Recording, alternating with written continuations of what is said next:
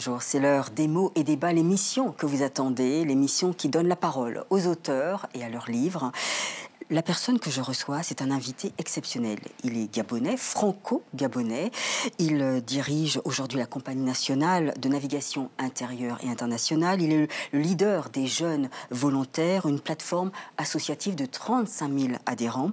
Il a été directeur central de la Banque gabonaise de développement. Je vous présente Brice Lacruche Alianga. Bonjour, vous allez bien? Bonjour, très bien. Merci d'avoir fait le voyage du Gabon pour venir à Télésud à Paris. Alors, Monsieur Lacruche Alianga, vous avez sorti un essai, une sorte de plaidoyer. Ça s'appelle L'or jeune. Plaidoyer pour la jeunesse gabonaise. Eh bien, commençons tout de suite la première partie de l'émission au fil des pages.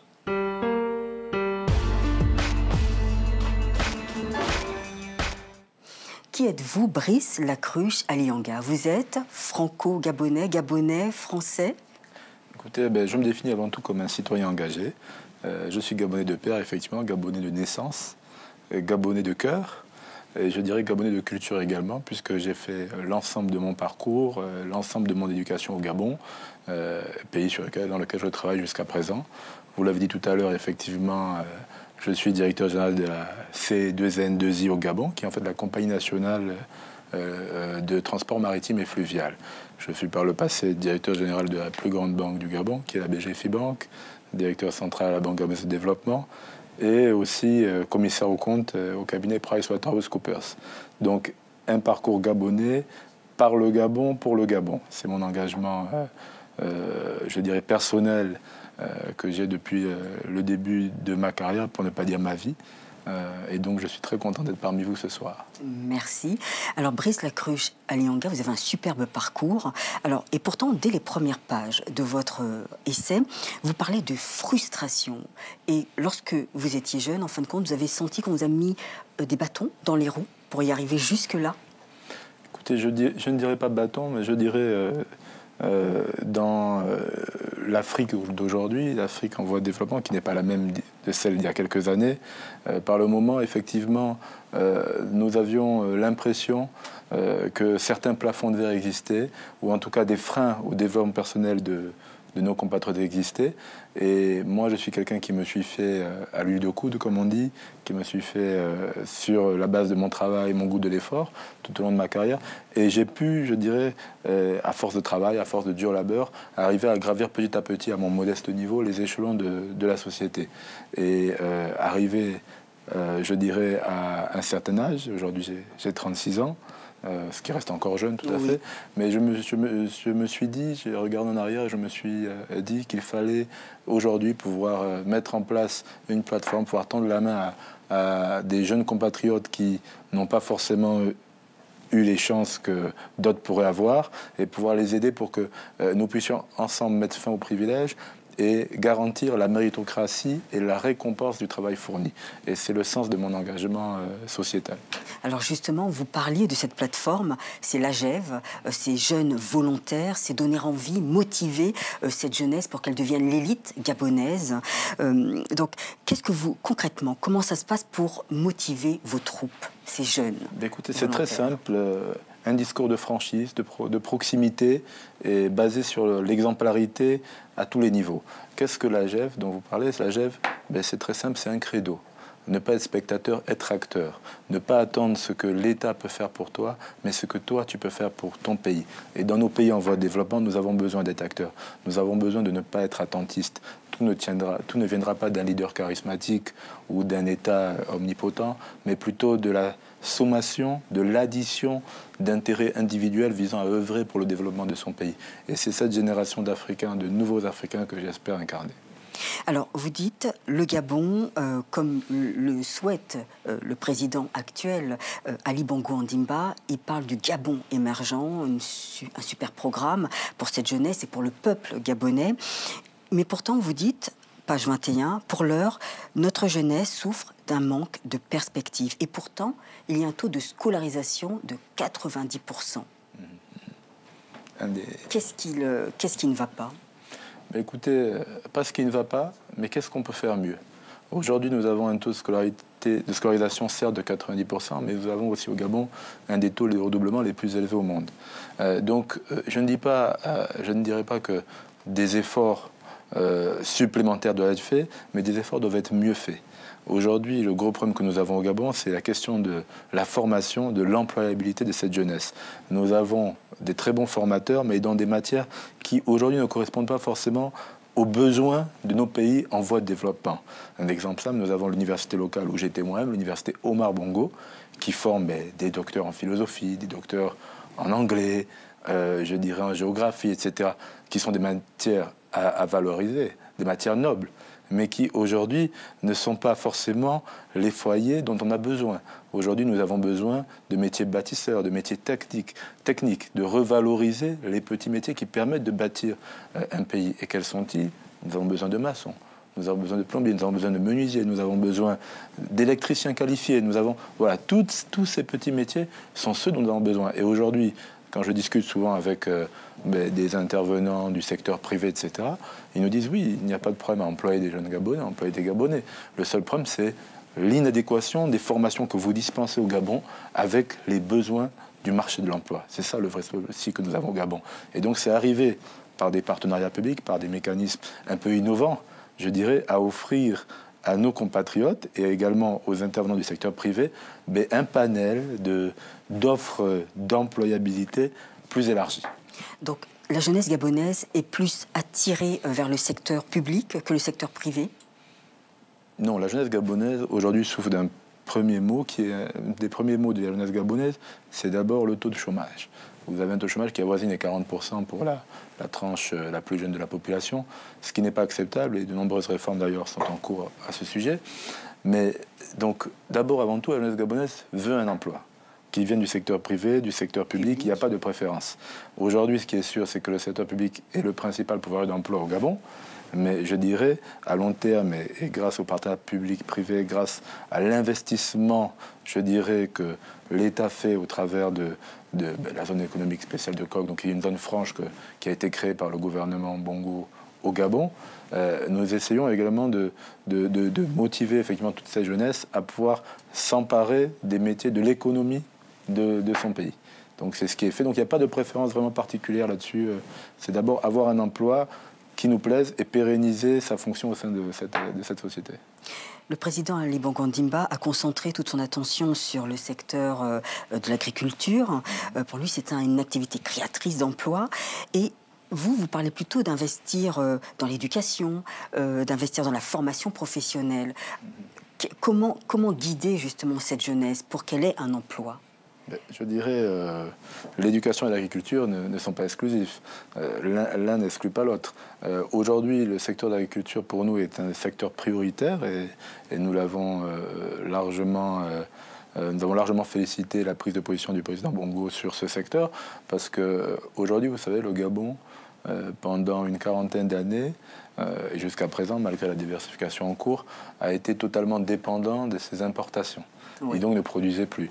Aujourd'hui au Gabon, je dirais, les fruits et légumes qui sont consommés à Libreville viennent pour une grosse partie, je dirais, des pays frontaliers. Et pourtant, ce n'est pas la main-d'œuvre qui manque au Gabon. Ce n'est pas, tout à l'heure, je vous parlais du taux de chômage qui est encore élevé. Donc le président Bongo a décidé effectivement de miser sur l'agriculture. Nous avons un programme qui est assez connu au Gabon, qui est le programme Graines. J'en parle un peu dans ce livre-là. Oui. Donc ce programme est en cours, il y a plusieurs phases et va couvrir l'ensemble des 9 provinces du Gabon. Donc pour nous, c'est un très bon premier pas. Maintenant, fondamentalement, quelle est la position de l'AGEV? Quelle est ma position? C'est que dans un pays, alors pas seulement au Gabon, en Afrique centrale, en Afrique, dans tous les pays en voie de développement, dans un pays lambda, quand vous voulez réduire les inégalités sociales, il faut très clairement prioriser l'investissement à l'éducation. Et certains pays l'ont fait, je pense au Rwanda notamment, où vous avez un investissement au moins de 20% du produit intérieur brut sur l'éducation nationale. Et donc c'est ce budget-là que nous essayons, je dirais, de recommander. Plus d'éducation, des formateurs, des enseignants mieux formés, des infrastructures de base et des outils pédagogiques adaptés. Nous passons quand même historiquement d'une salle de classe qui est en sureffectif, avec effectivement une vision qui est beaucoup plus de formation à la lettre, formation adaptée par rapport au milieu, par rapport au secteur privé, par rapport au secteur de l'emploi.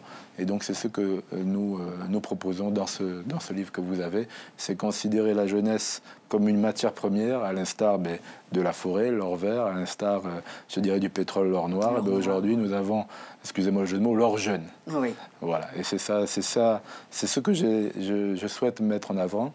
On a souvent, je dirais, une vision assez pessimiste, assez négative souvent, et encore plus vue d'Europe, sur ce continent africain, sur cette jeunesse qui a l'air brouillonne, etc. Mais vu de l'autre côté, je dirais, de la Méditerranée, vu d'Afrique, au contraire, nous sommes très optimistes. L'Afrique est le continent qui bouge le plus selon nous. Il faut juste maintenant arriver, je dirais, à canaliser toute cette fougue, tout ce dynamisme, à permettre aux jeunes Africains de délivrer, de déployer leur potentiel. Et c'est ce que nous essayons de faire. Donc je suppose que vous faites tout pour que le programme devienne un jeune égale un métier. Tout à fait. Le programme devient un jeune métier, effectivement. C'est un programme qui a été mis en œuvre lors du dernier mandat, du mandat écoulé du président Bongo, et qui continue encore, je pense, d'ici dans les prochaines semaines. Pour nous, c'est des initiatives très intéressantes, très pertinentes, qui permettent effectivement de résoudre au moins partiellement, enfin de contribuer à résoudre partiellement le problème du chômage. Mais je dirais au-delà même de cela, il faut, selon nous, contribuer à plus de diversification de notre économie. 90% des exportations, 90% du produit intérieur brut du Gabon provient des exportations. Il faut arriver à diversifier cette tendance, ce qui a été fait au cours des 7 dernières années du premier mandat du président Bongo. Mais il faut arriver à accélérer ce rythme-là, parce qu'aujourd'hui, nous souffrons quelque peu de la baisse du prix du baril et de la croissance mondiale qui a vu des jours meilleurs, pour dire ça comme ça. Mais donc nous devons trouver des mécanismes innovants pour permettre, 1, de créer de l'emploi, 2, de relancer l'économie, 3, de maintenir le coût de la vie au Gabon, le panier de la ménagère, à des niveaux raisonnables. Et je dirais c'est ces trois contraintes que nous devons arriver à optimiser. Selon vous, puisque vous êtes le leader de cette jeunesse gabonaise, vous les motivez, qu'est-ce qui est le plus difficile? C'est lutter contre la corruption, c'est lutter contre le népotisme, parce que vous parlez de méritocratie. Qu'est-ce qu'il faut faire justement pour que ces jeunes ne baissent pas les bras face à tous ces fléaux? De un, c'est d'abord d'instaurer une relation de confiance, leur montrer effectivement que contrairement aux idées ou aux idées préconçues qu'ils peuvent avoir, que je dirais la réussite est possible dans nos pays. Et par l'exemplarité, la première chose, c'est moi-même, j'ai durant ces dernières vacances cet été, parcouru l'ensemble des quartiers des principales villes du Gabon, qui est une population, qui constitue une population très urbaine. 80% de la population gabonaise vit dans les villes, pour justement faire passer ce message qu'écoutez, moi, ayant grandi avec vous, parmi vous, ayant appris dans les écoles gabonaises, j'étais à l'université Omar Bongo, qui est l'université gabonaise. Oui. Voilà, malgré ce parcours, entre guillemets, que certains peuvent juger difficile, etc., j'ai pu quand même arriver à être, à mon âge, plusieurs fois directeur général de société. Donc c'est-à-dire que si moi j'ai pu le faire, vous, en travaillant dur, sans compter ces heures, vous y arriverez. Ne soyez pas défaitistes, soyez optimistes. Il y a des choses à faire. Donc c'est cette culture de l'exemplarité, cette exemplarité, cette valeur également de confiance en soi-même et de volontarisme, parce que rien ne se passe sans le volontarisme. Et c'est pour ça que vous verrez que mon credo, c'est toujours méritocratie, travail, engagement, que nous essayons de transmettre. Et je dirais, c'est un message qui passe assez bien. Notre mouvement citoyen, comme j'aime à l'appeler, est passé en 1 an et demi de 6 000 adhérents à 36 000. Et nous doublons nos effectifs environ tous les 4 mois. Donc effectivement, c'est un mouvement qui plaît. Mouvement qui plaît pourquoi? Parce qu'il responsabilise les gens, il agit de manière en proximité, d'action de proximité, et de manière très pragmatique. Oui, pas de promesses. Il y a des prix de l'excellence. Certains adhérents gagnent des points lorsqu'ils sont sur le terrain, lorsqu'il y a des choses bénéfiques sur le terrain. Écoutez, donc c'est vraiment une machine de guerre, en fin de compte, la GEV. Ah non, pas de guerre, de développement de notre pays. Pour tout vous dire, nous avons pensé qu'afin de mieux factualiser notre contribution au développement du pays, il fallait pouvoir le chiffrer. Et nous avons lancé un concept innovant, surtout dans le monde associatif. Nous avons appliqué ce qu'on appelle le marketing de réseau. Alors, pour ceux qui ne connaissent pas, même parmi nos auditeurs, ben, c'est nos spectateurs, il s'agit en fait de ce qu'on appelle en Afrique le concept aloe vera, pyramidal. Donc, quand vous nous rejoignez dans notre mouvement, vous avez un certain grade. Et en fonction de l'aide que vous apportez, de votre compétence, c'est-à-dire ça peut être une compétence technique, physique, intellectuelle, financière, à œuvrer pour un projet lambda, ben vous gagnez des points et vous montez en grade. Et en fonction de ces grades, nous, en retour, nous vous aidons dans votre projet de vie. Alors, juste un exemple très simple, nous avons rénové une école primaire, une des plus grosses écoles de Libreville, l'école publique d'Okala, la semaine dernière. Et nous avons, pour ce faire, fait appel à des adhérents de notre plateforme qui sont venus à titre gracieux. Il s'agissait de menuisiers, de plombiers, etc. Nous aider à faire ces différents travaux. Et en échange, mais également, nous essayons de voir dans quelle mesure nous pouvons les accompagner dans leur parcours de vie. Nous finançons par exemple des permis de conduire, à hauteur de 50 permis de conduire tous les mois. Parce qu'en Afrique comme ici, un permis de conduire, c'est un métier. C'est une porte d'accès à un métier. Et des exemples comme ça, voilà. Donc en fait, en aidant nos adhérents à nous aider, nous créons un cercle vertueux, par le bas, de transformation de notre pays. Et on l'espère de tous les pays également frontaliers.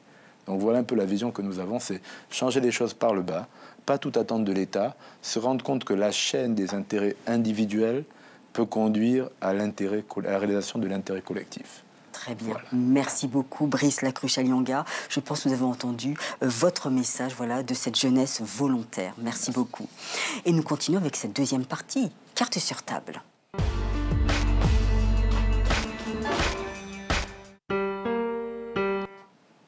Pour carte sur table, alors on va se décontracter. Pour la première partie, c'est une photo qu'on peut voir dans le retour. Il s'agit de ce président américain qui a été élu mercredi 9 novembre, dans la nuit du 8 au 9 novembre. Donald Trump, 45e président des États-Unis. Vous auriez voté pour lui ? Vous auriez voté pour lui. Écoutez, honnêtement, c'est vrai que... nous, Africains, nous sommes beaucoup plus attirés, je dirais, par le Parti démocrate, historiquement. Et c'est vrai que les convictions et les valeurs prônées par Mme Clinton, le candidat malheureux, nous séduisaient plus. Donc, effectivement, je n'aurais pas forcément voté pour lui, même si, depuis quelques semaines, avec la remontée que M. Trump, le président élu, a fait lors de ses derniers meetings, on pressentait quand même qu'un cataclysme était à venir. Et c'est ce qui a eu lieu. Maintenant, c'est vrai que de manière globale et avec assez de recul, bon, on peut quand même s'inquiéter de la montée du populisme, de la réappropriation par l'Amérique profonde, mais par les populations, effectivement, de l'enjeu politique qui était un moment un peu trop élitiste. Oui. Est-ce que vous pensez que Donald Trump a des visions sur l'Afrique ? Ben, écoutez... Vous pourriez, par exemple, le Gabon, travailler avec Donald Trump, avoir des relations... économique. Bon, écoutez, moi, en tant que citoyen engagé, responsable d'une association, je n'ai aucun souci à travailler avec tout le monde. Je pense maintenant que le président élu Trump, comme tout président américain, aura forcément des vues sur le continent le plus attractif et qui a la plus grosse croissance au monde. Donc, effectivement, maintenant, à en juger par ses dires lors de sa campagne, il préconisait une politique non interventionniste des États-Unis. Maintenant, après, entre les promesses de campagne et la réelle politique, seul le temps nous le dira, mais je reste confiant et reste persuadé que ce qui doit œuvrer d'abord pour le développement de nos pays, c'est d'abord l'économie, c'est d'abord les enjeux stratégiques, financiers, économiques. Et c'est ce qui a toujours guidé les États-Unis et encore plus avec ce président. Donc nous restons très optimistes quant aux relations entre l'Afrique et les États-Unis, que ce soit sous les démocrates ou sous les républicains. On va passer à une citation. Alors... concentrez-vous parce que je vais vous la lire. C'est une citation de Mohamed Ali. « Je n'ai pas besoin d'être ce que les autres veulent que je sois. Et je n'ai pas peur d'être ce que je veux être. Et de penser ce que je veux penser. » Je trouve que ça vous ressemble. Ah oui, merci. Je le prends comme un compliment. Et effectivement, de toute ma vie, j'ai toujours été au-delà des clichés. Au-delà d'un teint trop clair pour être africain. Au-delà d'une différence, parce que je pense... Vous en avez souffert, justement, de vivre au Gabon et d'être clair de peau? Ben, écoutez, par moment, parce que je dirais l'Occident et les pays développés n'ont pas le monopole de la xénophobie. Et donc, malheureusement, on se fait un peu railler. Les enfants, vous savez, les enfants sont souvent très méchants. Ah, Mais écoutez, au-delà, ça vous donne une force de caractère et une envie de dire, ben, écoutez, je vais encore plus, je dirais, provoquer et créer l'incident pour démontrer qu'à la fin de la journée, nous sommes tous des êtres humains, nous sommes tous d'un même pays, par exemple, en l'occurrence le Gabon, et nous devons tous apporter notre pierre à l'édifice. Donc cette différence, au contraire, je la revendique et j'en suis très fier. On va faire un petit portrait. Je vais vous poser quelques questions. Si vous étiez un président, vous seriez? Barack Obama. Quel est votre plus gros défaut? L'impatience, par moment. Et quelle est votre plus grande qualité, votre plus belle qualité? La détermination. Pour certains, on peut voir comme un défaut, parfois. Pour moi, je vois cela comme de la détermination. Je suis connu pour ne rien lâcher. Je ne lâche jamais rien et ne lâcherai jamais rien. Êtes-vous plutôt bon vivant ou une personne ascète? Je dirais entre les deux. Je n'aime pas trop les excès. Je suis assez dans la modération, mais surtout, je pense qu'il y a des enjeux beaucoup plus graves que ma petite personne pour passer mon temps dans l'oisiveté et le carpe diem. Oui, vous travaillez beaucoup alors. Oui. Vous ne donnez pas ce moment, ce temps de plaisir, parce que je sais que vous arriviez tôt au travail. Alors mes premiers emplois tard. Pour arriver à dépasser ce plafond de verre, effectivement, alors j'avais ce qu'on appelle au Gabon des clandos. Un clando, c'est un chauffeur non légal de taxi. Et donc, je lui avais demandé de me déposer tous les matins à 6h à mon emploi et de venir me récupérer à 22h30. Comme ça, j'étais sûr de ne pas partir avant. Et c'est ce qui a fait que j'ai eu des promotions très rapides dans tous mes emplois, parce que c'était d'abord un engagement personnel. Donc, j'ai la chance ou à ma chance de dormir très peu. Et donc, effectivement, je prends mon destin à bras le corps et surtout, j'aime apporter une différence dans ce que je fais. Je crois que je vais suivre votre conseil. Pardon. Quelle est la partie de votre corps que vous préférez? Voilà. Je dirais, c'est quand même une question assez compliquée. Je n'ai pas de partie particulière, peut-être les yeux parce que j'aime bien lire. Oui. Donc maintenant, vos yeux sont très jolis. Ah merci. Gris-bleu, enfin gris-vert, je ne sais pas, mais très jolis. C'est beaucoup plus parce que j'aime bien lire, donc oui. Je me sers des yeux. Maintenant, c'est plus un choix utile qu'un choix physique. Voilà, enfin, oui, d'accord. Canon de la beauté, d'accord. Quel est votre meilleur souvenir, que ce soit de l'enfance ou en tant qu'adulte? Ben écoutez, je construis mes meilleurs souvenirs chaque semaine qui passe. Aujourd'hui, vous me demanderez quel est mon meilleur souvenir. Ben je vous dirai, j'ai pris une belle photo de classe vendredi dernier, lorsque j'ai inauguré l'ensemble des travaux de rénovation faits à l'école publique d'Okala, dont je vous ai parlé, avec tous les enfants de l'école. Donc il y avait 800 gamins qui se baladent à la cour, et puis j'ai fait cette photo. Et puis ils étaient tous tellement contents d'avoir des craies, de revoir un peu tous leurs bâtiments refaits, etc. Et en plus, c'est un quartier que je connais bien, donc... Voilà, je construis mes meilleurs souvenirs chaque semaine par cette action sociale que je mène sur le terrain. Votre pire journée, que ce soit de travail ou au sport Ma pire journée, waouh. Je suis quelqu'un d'assez positif. J'ai du mal à me remémorer. Oui, je pense, quand j'étais peut-être adolescent, je me suis cassé la jambe en jouant au basketball. Donc c'était une journée assez difficile, oui. Parce que j'avais une passion pour le basketball. Je pensais peut-être même gagner ma vie dans le basketball. Bon, j'étais un peu présomptueux, mais je me suis cassé la jambe gauche. Jusqu'à présent, j'ai un petit peu mal, et donc c'était une journée difficile. Mais sur le reste, je préfère toujours retenir le positif de toutes mes expériences. Merci beaucoup, Brice Lacruche Alianga, d'avoir répondu à nos questions. Nous allons passer à cette partie, le coup de cœur.